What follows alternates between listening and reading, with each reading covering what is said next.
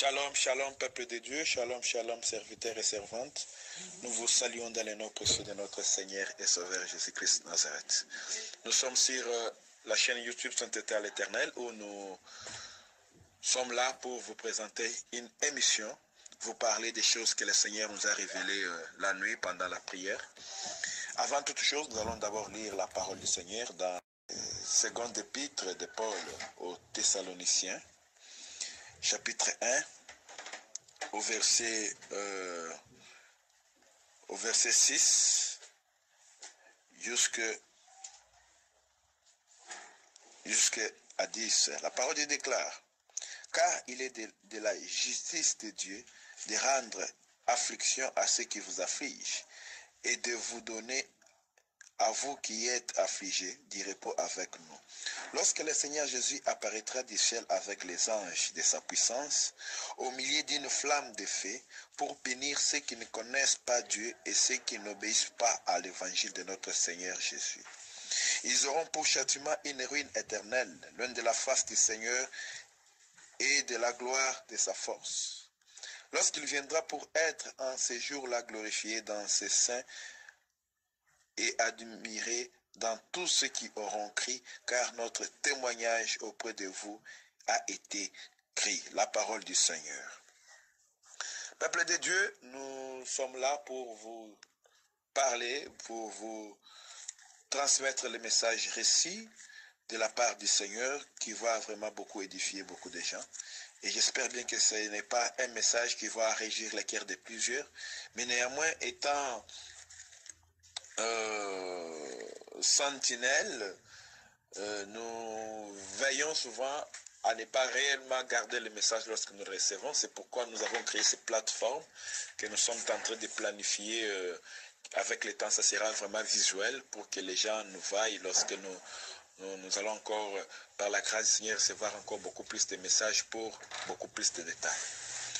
Sans pour autant tarder, sur notre plateau, nous avons reçu la servante de Dieu, Irène Butumbi-Bwanzambi, qui a un message particulier.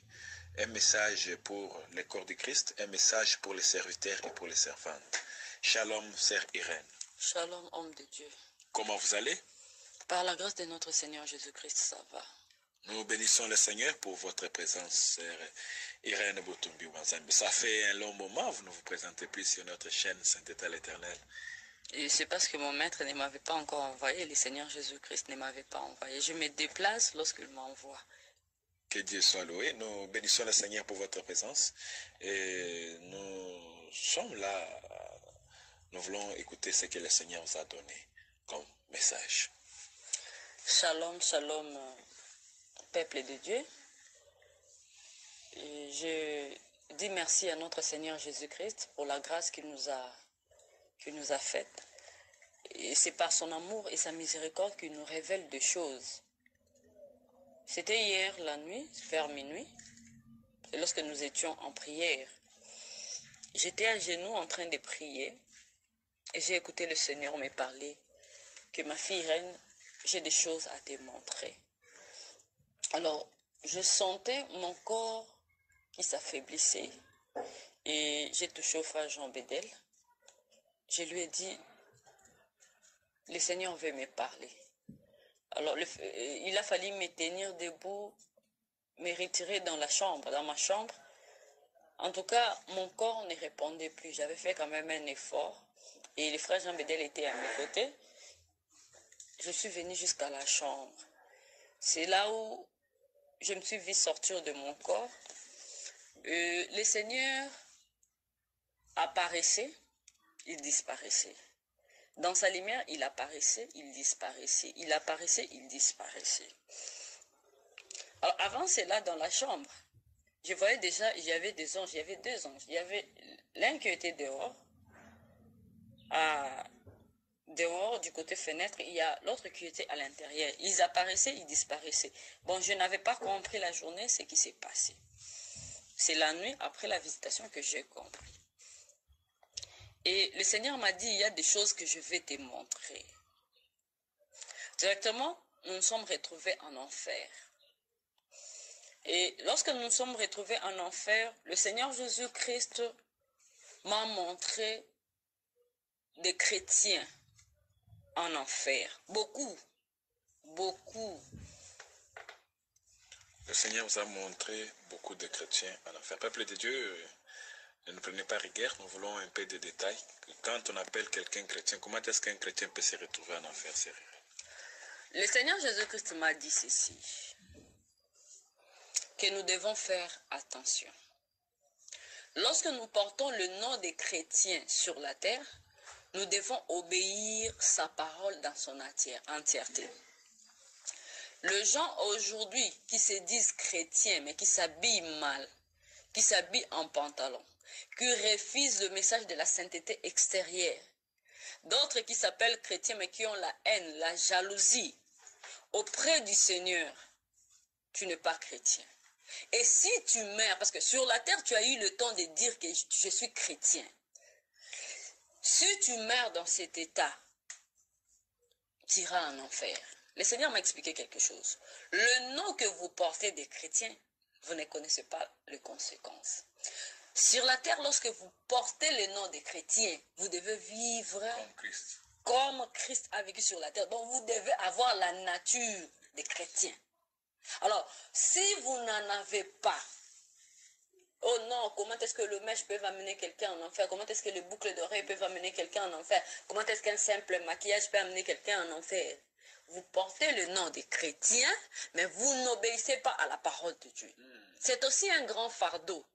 Et c'est ce que le Seigneur m'a révélé hier.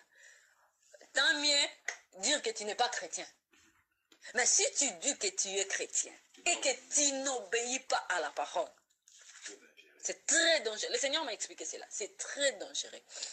Alors là, il y a des gens qui disaient, Seigneur Jésus-Christ, fais-nous grâce. Fais-nous grâce. Lorsque nous retournerons sur la terre, nous dirons aux gens, tout ce que nous sommes en train de subir ici, que les mets sont mauvais, que la sainteté extérieure est réelle, que l'homme doit avoir la sainteté totale. Le Seigneur me dit que l'enfer, regarde, les gens sont là avec plein de promesses. Le Seigneur les a répondu, c'est déjà trop tard. Lorsque vous étiez sur la terre, je vous avais averti, mais vous n'avez pas écouté. C'est déjà trop tard. En tout cas, il promettait des choses au Seigneur. Le Seigneur a dit, vous portez le nom, mais vous n'obéissez pas à ma parole. C'est très, il m'a dit, c'est très dangereux. Oui, c'est très dangereux parce qu'il est écrit dans Luc chapitre 6, le verset 46. Pourquoi m'appelez-vous Seigneur, Seigneur, et ne faites-vous pas ce que je dis? C'est très dangereux, oui, bien sûr. Le Seigneur a dit, c'est très dangereux. Alors, c'était une cellule, le Seigneur m'a amené dans l'autre cellule.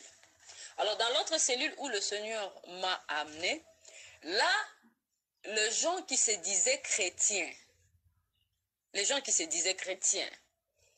parce que c'est dire chrétien ou s'autoproclamer chrétien, et où le Seigneur te reconnaître chrétien, ce sont deux choses différentes. Si le Seigneur te reconnaît chrétien, c'est que réellement tu es chrétien. Mais si tu te dis chrétien et que tu n'obéis pas à la parole de Dieu, là tu n'es pas chrétien. Ok, nous sommes toujours sur notre chaîne Sainteté éternelle avec la continuité du message, avec la servante de Dieu, Irène Boutumbi Wanzambi, oui. Alors, le Seigneur m'a amené encore dans l'autre cellule. Je vous dis, beaucoup de nos pasteurs qui sont morts dans ce monde sont en enfer. Beaucoup, je vous dis la vérité, beaucoup de nos pasteurs sont en enfer. Alors, lorsque le Seigneur parlait de porter le nom des chrétiens, il était furieux. Il était furieux parce que quelqu'un ne peut pas porter son nom sur la terre sans pourtant vivre sa parole. En tout cas, au moment où il parlait, il était très furieux. Alors, arrivé encore dans la cellule où les pasteurs sont en enfer, je vous dis, il y a beaucoup de pasteurs en enfer. Beaucoup. Lorsque nous sommes arrivés dans ces cellules, ces gens-là, les pasteurs-là, criaient, Seigneur, Seigneur, fais-nous grâce de retourner sur la terre. Nous allons prêcher la vérité. Nous allons prêcher la sainteté totale. Nous allons prêcher la vie de sanctification. Nous dirons aux gens que les dépouillements intérieurs et extérieurs sont vrais. Nous dirons aux gens. Le Seigneur a dit c'est déjà trop tard. C'est déjà trop tard. Le Seigneur a dit que ce pasteur ont détourné beaucoup de gens. Ont détourné beaucoup de gens. Le Seigneur m'a dit à l'intérieur, il y a des pasteurs qui s'opposaient à la saine doctrine. Tout pasteur qui s'oppose à la saine doctrine, tout pasteur qui s'oppose au message de la sainteté extérieure, quelle que soit ta renommée sur la terre, si tu meurs, tu n'iras pas au ciel. La destination, c'est l'enfer. Je l'ai écouté du Seigneur Jésus-Christ. Ce que je dis, je l'ai écouté de notre Maître, le Seigneur Jésus-Christ. Aucun pasteur qui ne prêche pas la saine doctrine entrera par la porte du ciel. Si ce pasteur ne se répand pas, et directement lorsque le Seigneur parlait avec rigueur, je vis apparaître les images du pasteur célèbre, le pasteur Marcelo Toulas en enfer. Ces images sont en enfer. C'est l'instant, servant de Dieu. Ça, c'est devenu vraiment trop sérieux. Et nous voulons premièrement tirer l'attention de tous ceux qui nous écoutent partout dans le monde. Parce que les gens, la plupart des personnes sont ignorantes que les pasteurs ne sont pas en affaires, la première chose. La deuxième chose, les gens pensent que quand on est pasteur célèbre, on a une grande église, on a un renommé, on est béni financièrement. Ce que je viens de dire, on est déjà approuvé par Dieu et on doit aller, on va aller au paradis. Mais c'est étonnant qu'aujourd'hui vous nous dites que le Seigneur vous a amené dans une cellule où vous avez trouvé beaucoup de pasteurs et la seule chose qui a fait que tous ces pasteurs-là soient disqualifiés, parmi d'autres, la première chose c'est les messages. C'est-à-dire tout pasteur qui ne prêche pas la sainte doctrine, c'est-à-dire la sainteté intérieure et extérieure, ces pasteurs-là est disqualifié. Alors, avant de vous interroger, j'aimerais d'abord aller encore plus loin. Non seulement prêcher, ils doivent aussi le mettre en pratique. Ils doivent être pratiquants de cela. Vous avez dit, le Seigneur vous a montré l'image du célèbre pasteur de la sainte doctrine, parce que Marcelo dit qu'il prêche aussi la sainteté. Le Seigneur a dit qu'il n'est pas dans la sainte doctrine. Le Seigneur m'a dit qu'il n'est pas dans la sainte doctrine. Et je vous dis, s'il mourait aujourd'hui, sans pour autant se repentir de tout ce qu'il a dit sur la terre, il ira en enfer. Alors qu'est-ce qu'il faut faire pour gagner quelqu'un comme celui-là? Il est encore en vie, il est différent de ceux qui sont déjà en enfer. Et le Seigneur a dit, il est en train d'écouter. Il est en train d'écouter. Le Seigneur l'envoie des messages, il est en train d'écouter. Et s'il ne se répond pas, en tout cas c'est l'enfer. Alors je me posais la question, pourquoi le Seigneur m'a montré ces images? Je ne sais pas s'il n'a pas une longue vie, ça lui reste un peu de temps, je ne sais pas. Mais le Seigneur ne m'a pas éclairci là-dessus. Mais ce qui entrait par mes oreilles, ce que je me sentais, j'ai dit que non, cet homme, je pense qu'il n'a pas trop de temps sur la terre. Il n'a pas trop de temps. Parce que ces images, quelles sont les images réellement que je vis? Les images qu'il prêche en contestant les dépouillements, surtout extérieurs, ces images-là apparaissaient en enfer. Ces enseignements-là apparaissaient en enfer. Alors, au moment où ces enseignements apparaissaient, les autres pasteurs qui étaient là, disaient, ceux qui étaient déjà morts, disaient, non Seigneur, nous irons sur la terre, nous allons dire la vérité. Seigneur, fais-nous retourner sur la terre. Le Seigneur était très furieux. Je vous dis, c'est la première fois que je vois le Seigneur très furieux en enfer. Que j'écoute une voix. Non. Et je me suis dit que non, on doit faire attention. Et l'amour de notre Seigneur Jésus-Christ, oui, pour le moment sur la terre... Ça devient comme une faiblesse. Oui, pour le moment sur la terre, c'est un Dieu d'amour. Mais après la mort, c'est lui que j'avais vécu. En tout cas, sa fureur, sa colère, personne ne peut le supporter. Donc faisons un grand effort de ne pas vivre la colère de notre Dieu. De vivre dans l'amour de notre Dieu. Il y a des images de Marcelo. Tout le message qu'il injecte, ce sont des virus. Tout ce qui les ornements, sur l'accoutrement. Apparaissait là. Il parle que non, couvrir la tête, c'est seulement les femmes mariées, toutes ces choses-là. Le Seigneur Jésus-Christ était très furieux. Ça apparaissait, ça apparaissait. Donc, son image était dans cette cellule-là. Donc, dans cette cellule. Si le maire aujourd'hui dans cet état, c'est là où il ira. Mais les gens ont tenté de se les célébrer ici sur la terre, les populaires. Est-ce que Je crois que par ce message, ceux qui les connaissent de près, nous vous supplions, vous qui nous entendez partout dans le monde, nous vous supplions. Il est encore en vie, parce qu'il y a déjà un grand nombre de pasteurs en enfer qui crient. Mais lui, néanmoins, est encore en vie. Si vous pouvez faire l'effort, vous qui nous entendez à présent, qui ont la possibilité de les rencontrer, de lui dire de se repentir, car il serait mieux de se repentir, aller au paradis, que de mourir dans cet état et aller vivre le calvaire en enfer pour l'éternité. Okay? Oui. Moi, le Seigneur ne m'a pas permis d'aller le rencontrer. Il m'a dit, je t'ai montré que tu as vu. Tu vas dire ce que tu as vu. Raison pour laquelle je ne cache pas, je dis la vérité. Oui. Alors, nous avons quitté la cellule de pasteur. Nous sommes allés dans une cellule où il y avait beaucoup de femmes. Toute femme qui meurt comme étant pasteur sur la terre. Bishop. Apôtresse. Tout ça, la femme qui s'est tenue à l'église, prêcher, enseigner, en tout cas la destination. Si ces femmes-là n'abandonnent pas, ne se répandent pas lorsqu'ils sont encore vivants sur la terre, la destination, c'est l'enfer.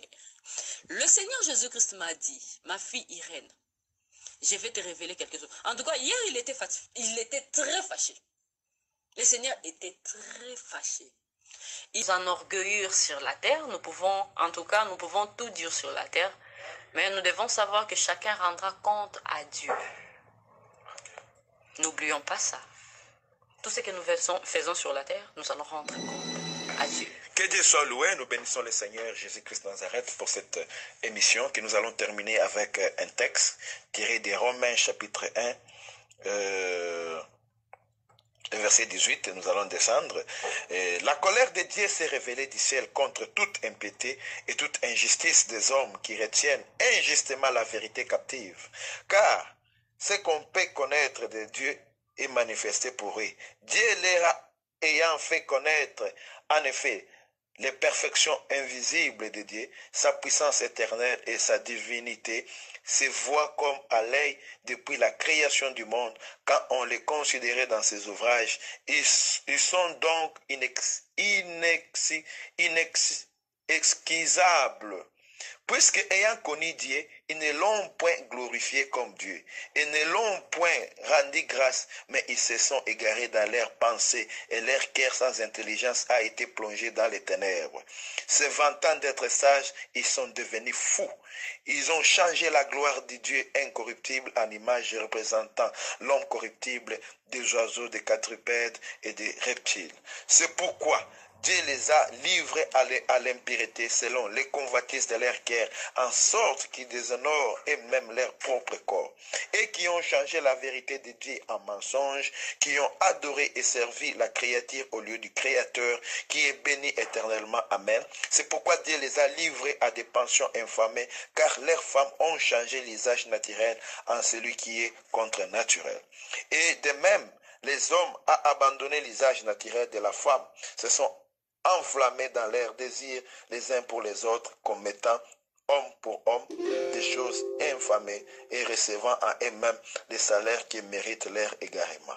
Comme ils ne se sont pas souciés de connaître Dieu, Dieu les a livrés à leur sens et réprouvés pour commettre des choses indignes, étant remplis de toute espèce d'injustice, de méchanceté, de cupidité, de malice, plein d'envie, plein de meurtre, de querelles, de rises, de malignité, rapporteurs, médisants, impies, arrogants, hautains, fanfarons, ingénieux, au mal, rebelles à leurs parents, dépourvus de l'intelligence, déloyaux, d'affection naturelle, de miséricorde, et bien qu'ils connaissent les jugements de Dieu, déclarant dignes de mort ceux qui commettent de telles choses. Non seulement ils le font, mais ils approuvent ceux qui le font. La parole du Seigneur.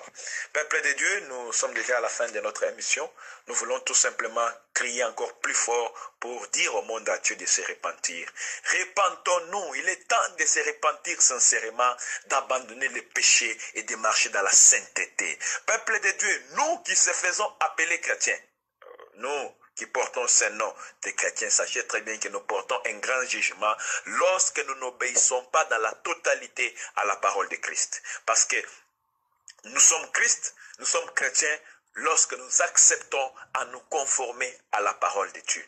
Et tous les serviteurs, et surtout à ce temps de la fin, tous les pasteurs qui nous suivent de partout dans le monde, chers hommes de Dieu, avec beaucoup de respect et beaucoup d'amour, nous vous supplions de prêcher la sainte doctrine, de prêcher les messages du Seigneur. Lorsque vous prêchez d'autres choses, des fables, des choses qui amènent, qui poussent les gens à se réjouir, sachez très bien qu'un jour, vous rendrez compte auprès du Seigneur. Il serait vraiment trop dangereux d'être un homme qui réjouit un groupe de gens et passer toute son éternité en enfer. Parce que l'enfer, c'est un endroit où il y a les plaies et les grincements des temps, il y a les tortures éternelles.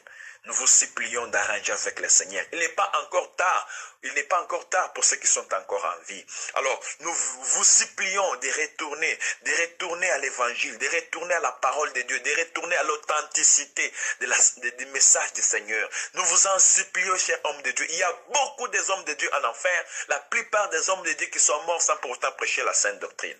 Quelques-uns ont été sauvés par grâce, mais la plupart sont dans les tourments. Et nous prions pour tous ceux qui vont rencontrer notre bien-aimé, le pasteur Marcelo Tonancy. Nous vous supplions, vous qui les courtoyez, vous qui les connaissez, de lui dire de revenir à l'authenticité, de prêcher la sainteté intérieure, extérieure, de ne pas abuser du Seigneur, de prétendre prêcher la sainteté et rester toujours superficiel. Il est temps de revenir à l'authenticité. L'authenticité, c'est quoi? C'est prêcher l'intérieur, que les gens aient des cœurs purs, se séparent du péché, de la haine, de la jalousie, ainsi de suite, et aussi que les chrétiennes et les chrétiens puissent avoir l'extérieur qui consiste à la sainteté, comme le dit la parole du Seigneur dans les livres de 1 Timothée, chapitre 2, le verset 3, qui dit que les femmes âgées doivent aussi avoir l'extérieur qui convient à la sainteté. C'est-à-dire, Dieu tient aussi compte de l'extérieur de l'homme.